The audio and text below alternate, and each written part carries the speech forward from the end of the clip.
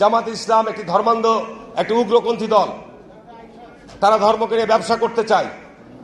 আর পরিষ্কার কথা, পরিষ্কার স্পষ্ট কথা আমি কয়েকদিন আগে বলেছিলাম যে যারা এই ধর্ম ব্যবসায়ী তারা ধার্মিক নয়।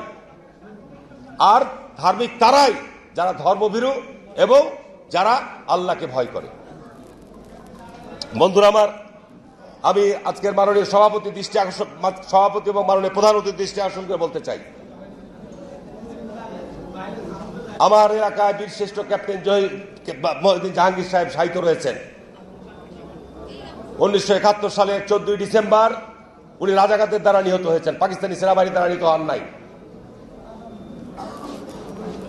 শেখ মুজিব সাধারণ ক্ষমা ঘোষণা করেছিলেন, শেখ হাসিনা এসে বিচার শুরু করেছিলেন। আজকে তারা যেভাবে আস্ফলন করে বেড়াচ্ছে, আমি মনে করি যে যুদ্ধ অপরাধীদের বিচার কন্টিনিউ করা দরকার রয়েছে।